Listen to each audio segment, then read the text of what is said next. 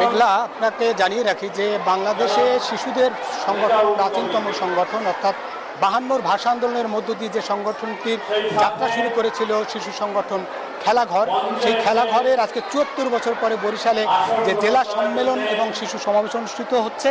একটু আগেই এই সম্মেলনের কিন্তু উদ্বোধনী অনুষ্ঠান হয়েছে। উদ্বোধন করেছেন বরিশাল সিটি কর্পোরেশনের প্রশাসক অ্যাডভোকেট বিলকিস আক্তার জাহান শিরিন, তিনি উদ্বোধন করেছেন।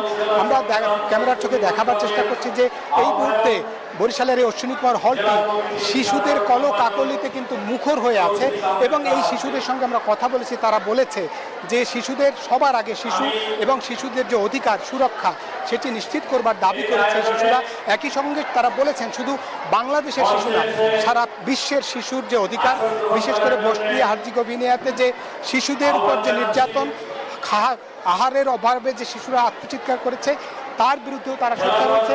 শিশুদের নির্যাতন এবং ধর্ষণের বিরুদ্ধে সোচ্চার হয়েছেন এবং আয়োজক সংগঠকরা বলেছেন যে শিশুদের জন্য একটি সুন্দর শহর, সুন্দর দেশ গড়বার জন্যই 1952 সালের ভাষা আন্দোলনের মধ্য দিয়ে এই সংগঠনটির যাত্রা হয়েছে এবং যার মধ্য দিয়ে বাংলাদেশের মুক্তিযুদ্ধ হয়েছে এবং তাদের মুক্তিযুদ্ধের যে সংগঠন বা মুক্তিযুদ্ধের যে চেতনা সেটি শিশুদের মধ্যে বিকশিত হবে এবং হাসি গানে মুখরিত একটি সুন্দর শিশু সুলভ দেশ প্রতিষ্ঠা হবে, এমনটাই প্রত্যাশা করেছেন তারা এবং বলেছেন যে সবার আগে শিশু এবং শিশুদের জন্য বাংলাদেশ বিনির্মাণ হবে, এমনটাই প্রত্যাশা করেছেন তারা। এই ছিল বরিশাল থেকে আমাদের শিশু সংগঠন খেলাঘরের জেলা সম্মেলন ও শিশু সমাবেশ থেকে সবশেষ তথ্য। ফিরছি স্টুডিওতে। মেঘলা।